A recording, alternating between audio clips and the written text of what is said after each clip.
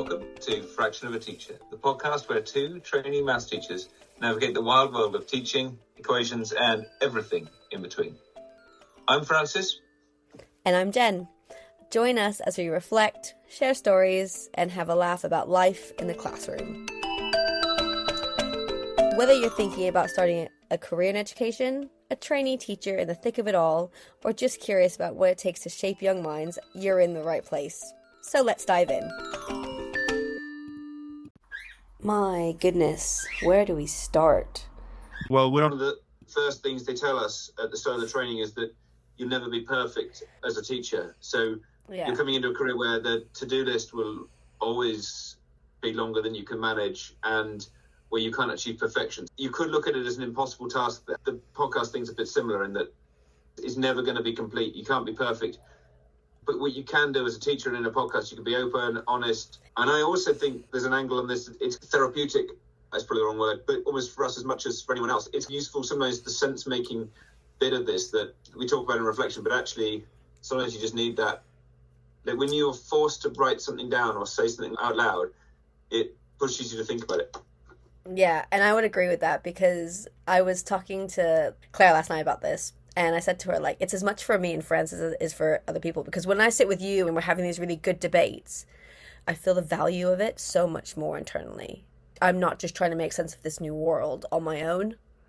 And I think that's something that I took from my last job and I'm going to take from this is the idea of working with others. I don't feel like any teacher ever works in isolation. I feel like there's a department, a whole school, networks. I remember you saying to me that you went to an event where teachers were getting together with other teachers who they used to work with.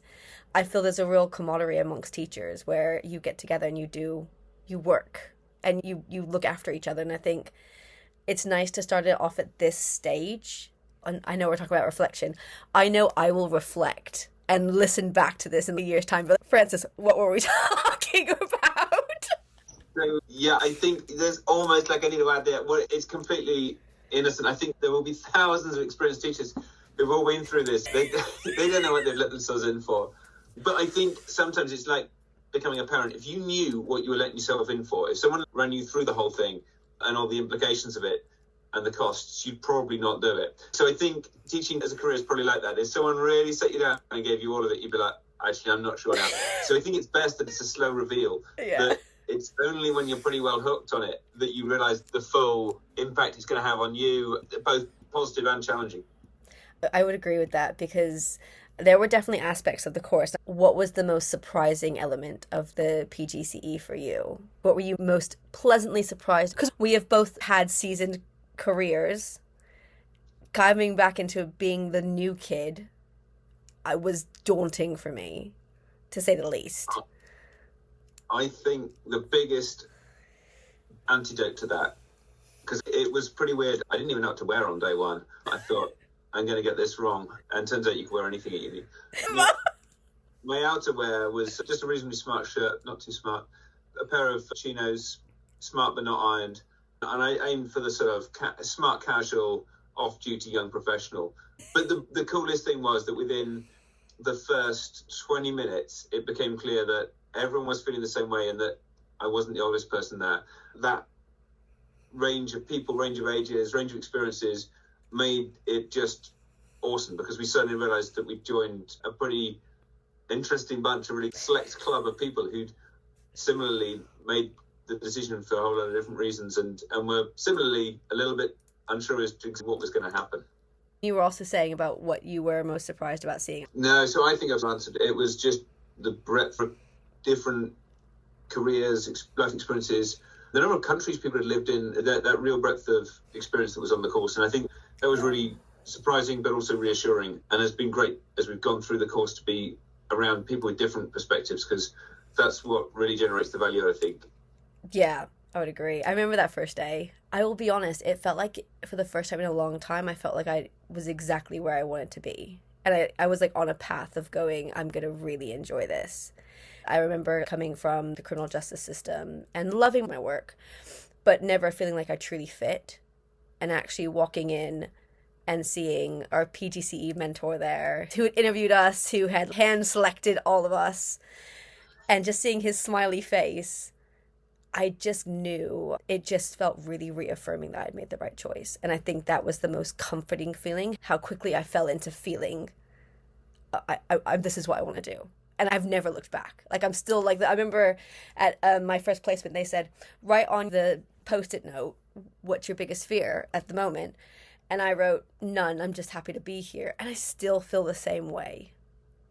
You've got to keep that. That is such an awesome gift to have, to be able to be where you want to be. I often think happiness is best defined as the difference between who you want to be and who you feel you are at the minute. The smaller the gap between who you are at the minute and who you'd like to be, the happier you are. And in one of the reflections I did the other day, looking at diversity and inclusivity and that feeling of inclusion, I distilled it all down to the point that I realized it comes out of 3 words.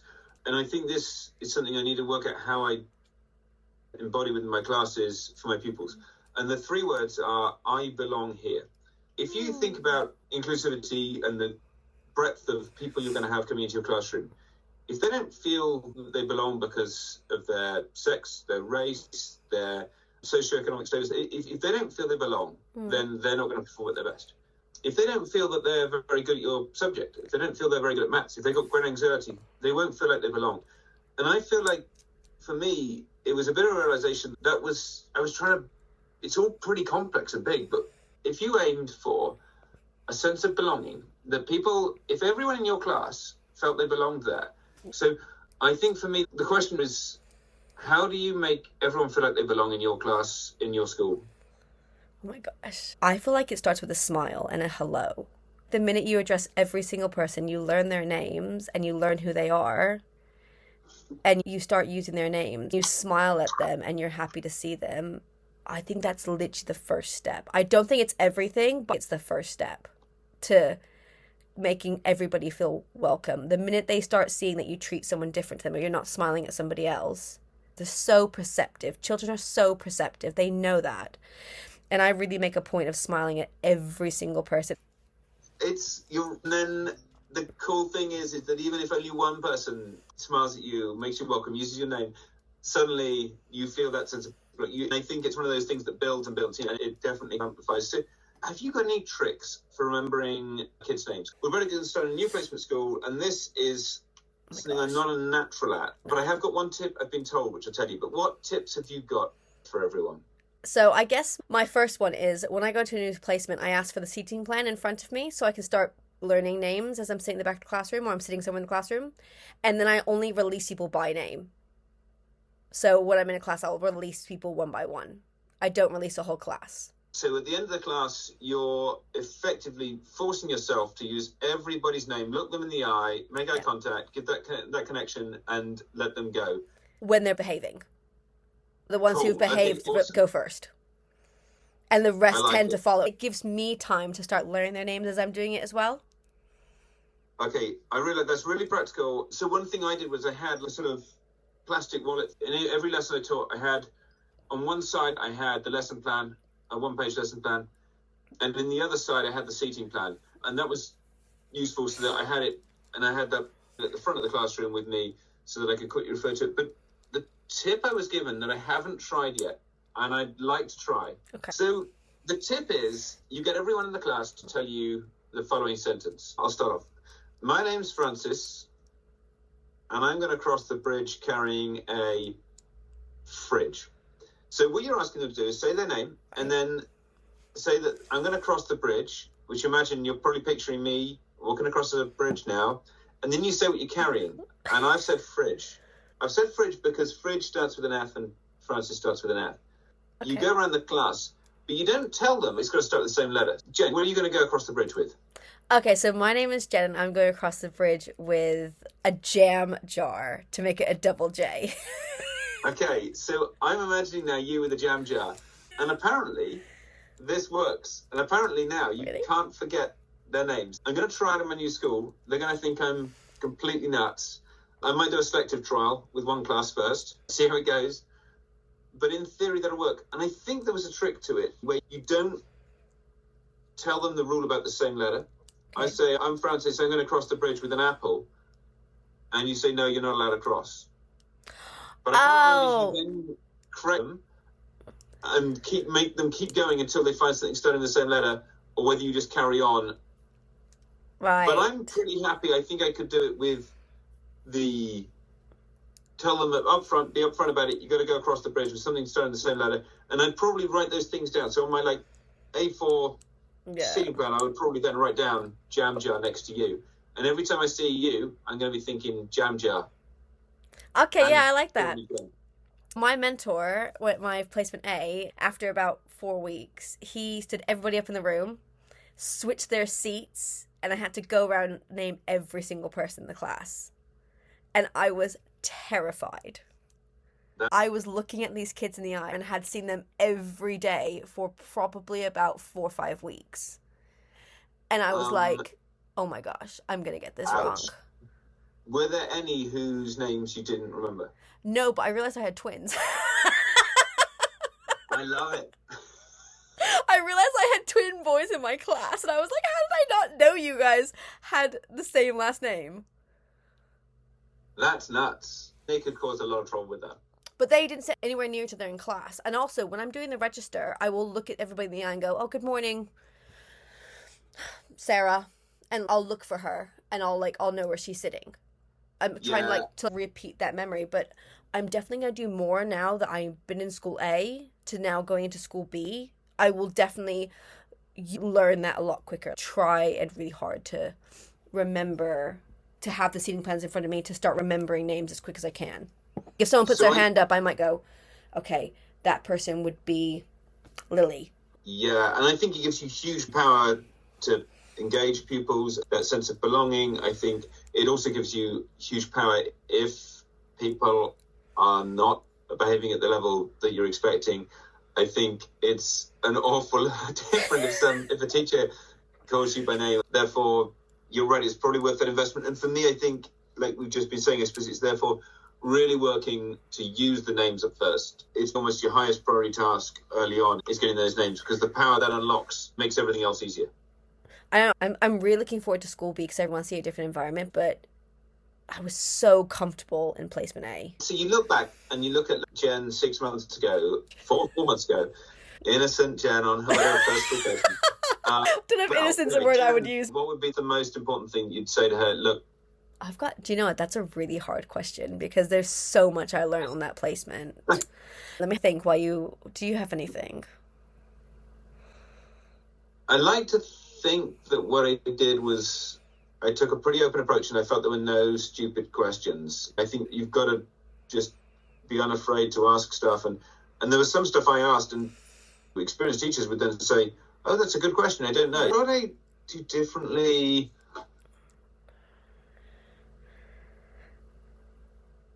Oh, do you know what I would do? The one bit of advice I would say to myself is don't rush it. Because I went very quickly into teaching full-time. So I was, within 2 weeks, I was doing my whole timetable. Wow. It was my choice because I really just want to know that I could do this. I think I would slow down, really use my observations more. I didn't really know what I was looking for before, and I think that's the difference this time. When I'm observing classes, I know what I'm looking for. And I know what I'm observing, not just sitting there taking it all in. My first thing I'm going to be looking for is behavior management. What's their policies? How is this embedded in the class? What technology do they use? What's the classroom like as a whole? What's my teacher's teaching style like? So when I do take over the class, I'm taking this on board. So I can do other things and focus on embedding myself a bit more. And I embed myself really well, but I just think I could have slowed that down. Because now I want to go in and do it the way it's meant to. Yeah, I think it's funny. I once listened to a podcast, which was a business one, and talking about how to be successful in business. And the 3 steps this guy said is simple. Focus on one thing. Yeah. Work out what is your core thing you're going to be good at. Then, after you've worked out what to focus on it, become really good at that, and then scale it. Don't scale and then try and be good at everything. Start off by find out what you're going to focus on it and get good, and then scales. It's a bit like that with teaching. If you had one class at first and you could then really focus on getting good at that, then scaling that across, maybe that's something in that. Yeah. It's like the US Navy SEALs, apparently, they've got a motto or a sort of saying, slow is smooth and smooth is fast.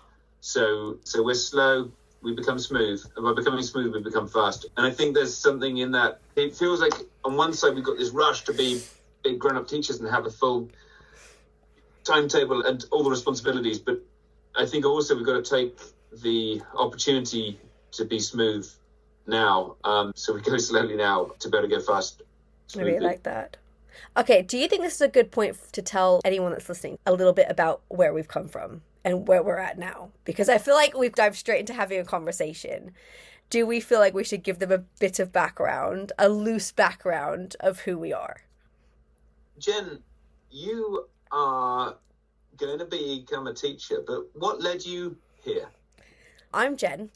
I used to work in the prison service, and I was seeing a lot of people come through the system with very little maths and literacy. My caveat here is no two prisoners are the same, no two people's experience are the same, but there seemed to be a common theme that they wish they had spent more time in school, because some of those decisions they made at that age led them to different paths down their life. And there's I cannot reduce this down to them being in school, but I kept having this pull to want to be a teacher because it's a personal value of mine to make a difference in the people I meet and to leave them in a better place and to make an impact.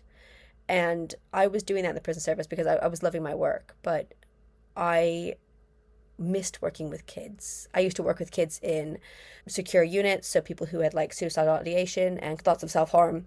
And I loved it. I loved working with kids, and I knew I wanted to go back there. And through a series of events in my life, it came to a point where it's time to jump, and it's time to make the change. I decided to come be a teacher and interviewed at the university that we are attached to on the South Coast. So we are in the South Coast of the UK.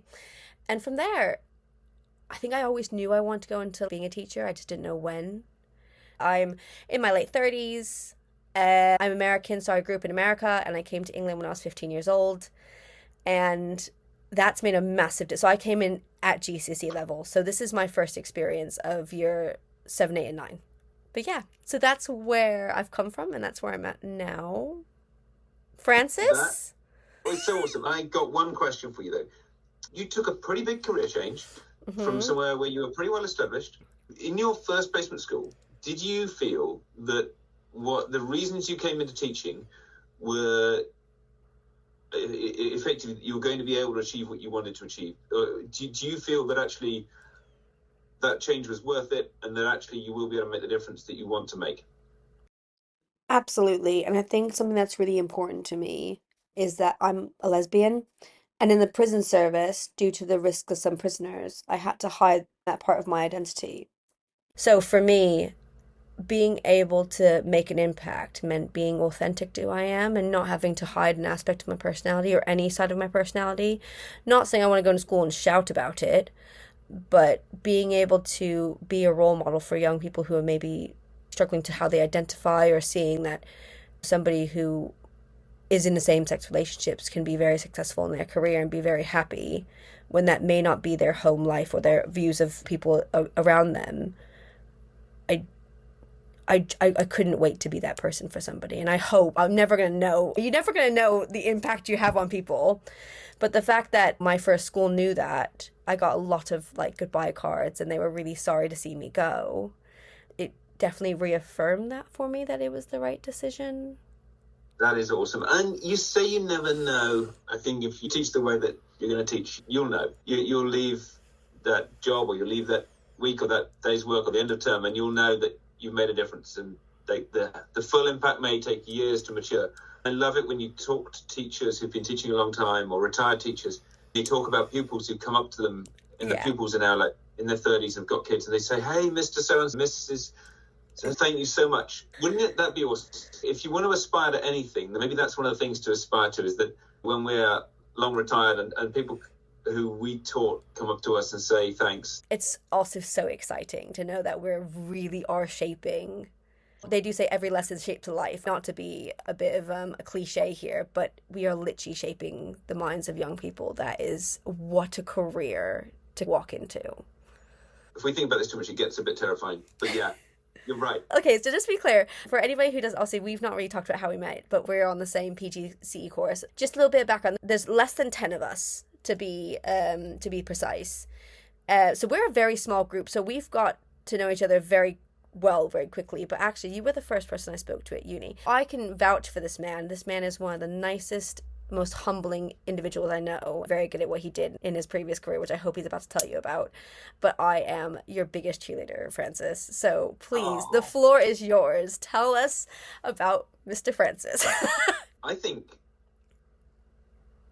I was really lucky to have a great education, and I feel that allowed me to go and join the military at the age of 17, and then to enjoy about 23 years of doing some of the most awesome jobs. Everything from being deployed on frontline operations through to working in a headquarters setting future strategy for the UK military, and everything in between. But as I got towards the end of that 23-year career, I began to reflect on what I had enjoyed and what I wanted to do next. I kept coming back to this theme of the roles I found by far the most rewarding were any roles that involved training, predominantly training of junior officers, so junior leaders, and at a really critical stage in their career development. So either initial training or their initial sort of fleet time, the first time they served on board ships. And I realized that I found that reward far greater than anything else I'd done, and it really was trying to look for what jobs could I apply the skills and experience I had in that area, and selfishly to enjoy the sense of satisfaction of doing that well. And I think as an engineer by background, having done an engineering degree, not a master's degree, engineering degree back in the early 2000s, maths became a kind of logical place to go and apply myself. I've always enjoyed working with people who are at a really exciting stage in their life, in their mid-late teens into early 20s, when they're defining where they want to go, understanding who they are. And I just think it's so exciting talking to kids, talking to young adults who've got aspirations and dreams and trying to figure out what their place is and their direction of travel. And I think that's where people like yourself and I, coming in with a bit of experience of having gone through that, having seen others go through that, and now being at a later stage in our careers, you can look back and seeing how different friends, colleagues, relatives have gone through that as well. Being able to hopefully impart a little bit of that experience or ask questions to help young people consider their choices and potentially consider options that they weren't aware of, just bringing a bit of a breadth of perspective. One evening, I had a day in the office and then came back and went and talked to a local scout group about the Royal Navy. I had an evening where I was talking with them. They were asking me questions. We were doing a few games associated with the Navy, and I just suddenly realized this is where I belong. This is working with kids, working with people who are enthusiastic, who are at that awesome stage in their lives, and that I could make a difference. I felt like I would be able to make a difference. I didn't feel I was going to be that expert at it at first, but I felt like I had a little spark there that I was motivated to improve. And therefore, I left the Navy last year, joined university in September, and have loved it. Placement. I look back on it, and I was really sorry I was leaving, and I suddenly realised that sense of belonging, that actually, the school has that, and I really miss the people I worked with there, and I think that's a pretty positive indicator that it's the right fit, and it's now all about finding a future fit for the school I want to work in. And did you feel like it was a big jump, or did it feel quite natural to like transitions in teaching for you? It's really interesting. A lot of people were quite surprised. On the surface, it looks very different. You become a bit of a specialist in some areas, and you're going to put almost all of that to one side and go and start another career that many people start in their early 20s, and you're going to start it 20 years later. On the surface, it looks like a big jump. I was prepared for it to feel like a big jump and to feel a bit nervous. It felt incredibly natural. I think one of the benefits is that every 2 years in the military, you get a new job. Working in new environments with new people is something that I really enjoy and thrive on. I can't imagine going into a job and expecting to stay there forever. I really enjoy that dynamic change and taking your experience from one area and putting it into a new one. So I think maybe that helped me transition into civilian life and into teaching without being too nervous. It's something about that sense of belonging. Meeting people like you on the first day and the professional team we're working with just made me feel like, actually, this is right. I'm in the right place. No, bizarrely, it felt far calmer and more natural than I would ever have expected. I would completely agree. I actually remember when the course coordinator, who happened to be the math lead as well, on the first day said, "Well done for making the best decision you'll ever make." I was bursting with excitement because I actually felt it. If you had said to me, 6 months on, me and you were going to be making a podcast, I'd be like, I'm not sure that's going to be a thing. But it's so crazy that when you take an opportunity, as scary as on the outside it might seem, how reaffirming it can be for, like, just that you've made the right decision by you. Because when you have moments like walking in the first day and it feeling quite natural, or sitting there and feeling exciting, you realizing it was just a step. You just had to walk through the door. The door was already there. You just had to open it and go, I'm going to do this. I was talking to my uncle, who's an artist, in August. He said sometimes when he's doing a painting, he paints pretty big landscapes, maybe 4 foot by 3 foot or bigger landscapes. Okay. And he says sometimes you'll spend a long time working on a painting and you think it's pretty good, but something isn't quite right. He paints often on big bits of wood. He says sometimes you've been working on it for a while and something isn't right. It doesn't click. It's a nice painting, but it's not what you're aspiring to. He says sometimes you've got to get out a power tool and you've got to cut back everything. You've got to take all the paint off the board. You've got to pretty much destroy this painting so it's unrecognizable. And then you've got to start painting. When you start off with this canvas, you started painting something, you realize that it doesn't quite click, and you reset, and you don't erase everything, but you take a fair bit back to strip back to the wood, and then you really paint, and then you produce something incredible. And I was like, wow, that feels a bit like this career change for me. There was something on the board, and it was okay, but I felt there was potential for it to be better, and I had to remove a bit. I had to get the power tools out a little bit to scrape that back. So hopefully, I don't know if there's going to be a masterpiece at the end of it, but hopefully it'll be all right. That kind of thinking helped me come to terms with the fact that sometimes you've got to get the power tools out. Yeah, I really like that. And actually, for me, I want to be clear with anybody that's listening. Who's someone who's about to start this journey, or is a PG student, or doing a skit. Obviously, we're doing PGCEs. I want them to know this isn't me and you breezing it. This is hard work. I've never been more stressed at points where trying to write an essay, trying to keep an essay to 4,000 words when I want to write 10,000 words is really hard when you're trying to then lesson plan and the kids decide to throw a spanner in the works during your lesson, or you can't do long division when your mentor comes and observes you on the board and you have all been there. We've all been there. For anybody listening, it's hard, but it's so worth it. And I really hope people take that away from this, is that we're not sitting there going, oh, we're breezing this. This is so easy. It's not. There's an element, this is like a marathon, not a sprint. It's hard work, and juggling the kind of thought process you've got to use when you're teaching 30 pretty lively teenagers, and then you've got to go and write a 4,000 word essay that draws on huge depth and breadth of sources. You're using different skills hour by hour. I think it's crazy, and I think there's a really important thing. Maybe we should focus on this at some point. How do you pace yourself? How do you balance this? Because it's got to be sustainable. There's a little bit of preventing burnout in yourself, but for the profession, some pretty crazy statistics. How many people aren't still in the profession after a few years? And there's a whole load of reasons for that, but I'm sure elements of that are people who feel they can't sustain the pace. And I think that was something I'm really keen to work at how I do.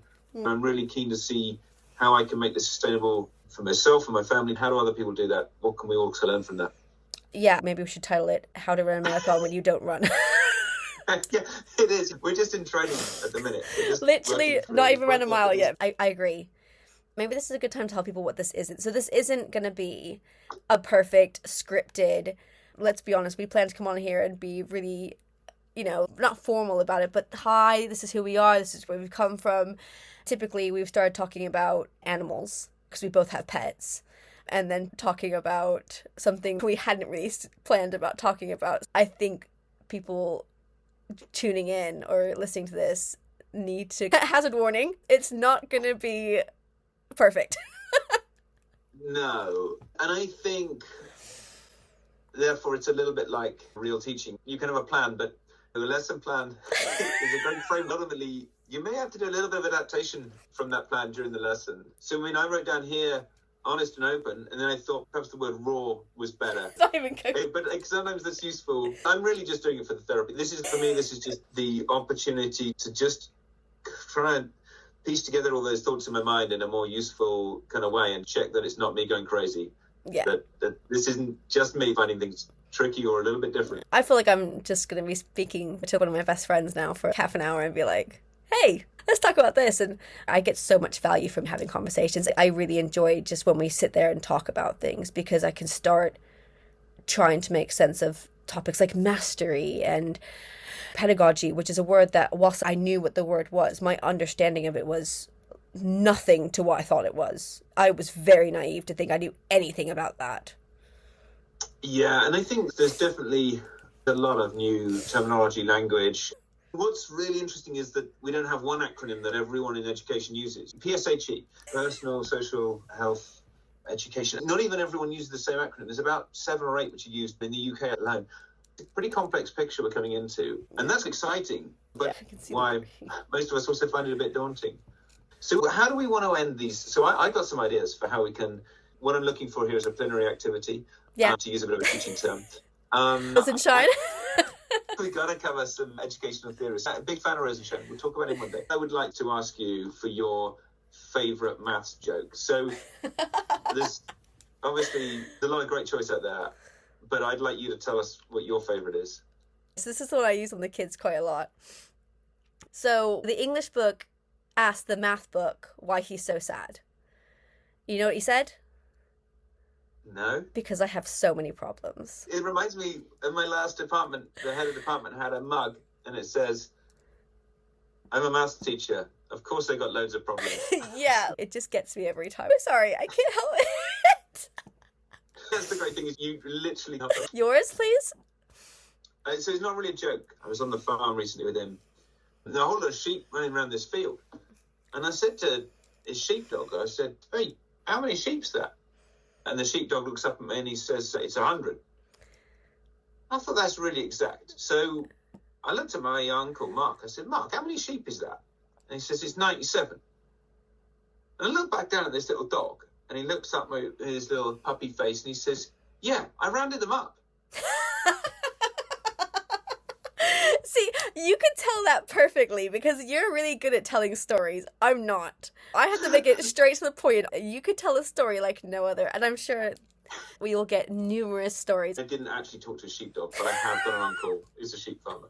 I love it. So I think we're going to try and keep these to about half an hour long, or 27 minutes so people can have a cup of tea or coffee, but we'll see how they go. Really, yeah, and I think we've realised that I've really enjoyed listening to podcasts, and audiobooks have been a big thing for me when I was driving to and from school in my last placement. And a great kind of way to just broaden my perspective whilst on a journey that I was doing anyway. But yeah, I think for me, this is a busy year. I'm expecting the next couple of years VCT to be pretty busy too. So yeah, I think our half hour with taking 3 of those minutes to make yourself a cup of tea or coffee, which you absolutely deserve, or maybe even grabbing a glass or something, then that's us up for timing. We'll have a little bit of a think about what we're going to talk about next. And I think we've got a few ideas for guests. Put together the framework for topics that are upcoming. Look at who could come and help give us some alternative views, a broader perspective on some issues would be awesome. Do you know, everyone I spoke to at university was very keen on the fact that we were doing a podcast. We have got a big mix. It's funny when you look at these people and you're like, wow, this is the future of education. That room, that's the future. It's in our hands. Absolutely. Good first podcast out there. Let's see where it goes. Thank you for listening to Fraction of a Teacher. If you've enjoyed this episode, please subscribe, leave us a review, and share it with your fellow teachers or friends. New episodes released every Thursday morning at 5 o'clock. Follow us on Instagram or TikTok at Fraction of a Teacher Podcast for updates, behind the scenes fun, and more content. We would love for you to get in contact with us with your ideas, any questions you have, or things you'd like us to cover. So please email us at fractionoat@gmail.com or message us on social media. Until next time, keep smiling. And keep solving those problems.